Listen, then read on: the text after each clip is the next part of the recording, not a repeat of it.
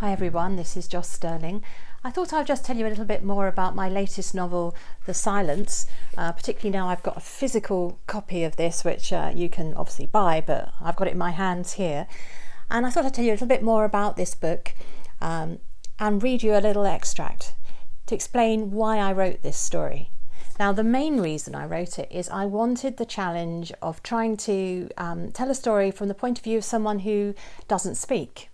The whole idea of how people act around someone who doesn't talk, it fascinated me because so much of how we interact with other people is on what we say, but then there are lots of other clues to behaviour which are non-verbal, and it was exploring that. And also I thought it would be an excellent character to have at the heart of a psychological thriller because it makes her intensely vulnerable, and that's the character Jenny.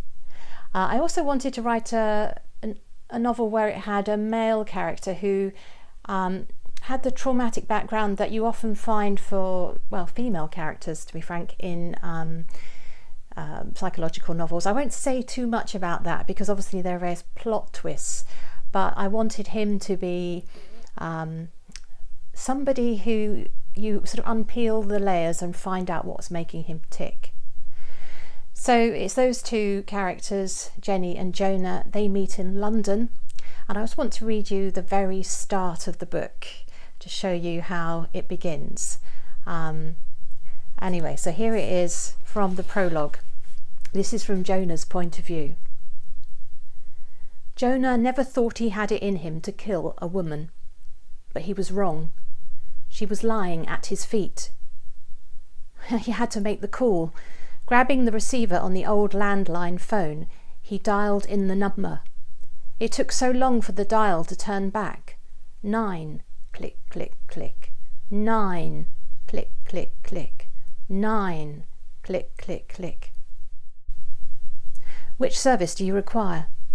Ambulance, police, both. Her scream still drilled in his ear, even though she was silent.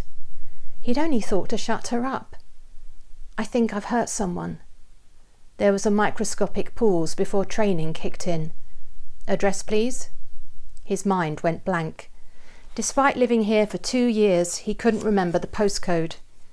Gallant House, Blackheath, off the Hare and Billet Road.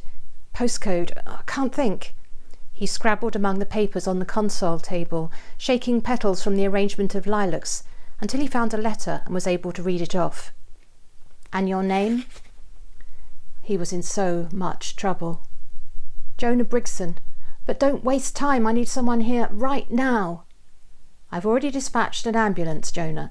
Please try to stay calm. I'm going to ask you about the casualty. Are they breathing? I don't know. Can't see from here. She was lying on the cold tiles, a little on her side, one arm across her stomach, the other out as if reaching for something.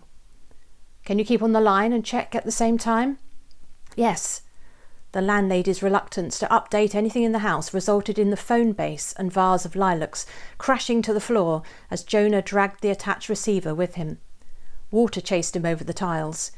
He touched the slim throat his fingers had squeezed. Are you still with me, Jonah? Yes. Are they breathing? I don't think so. I don't know. Do you know CPR? Yes. Stupid, so stupid. He'd done this enough times. He should have realised what to do. What's the patient's name? I'm putting the phone down on the ground. Jonah gently rearranged her on her back so he could tip her chin slightly into the required position.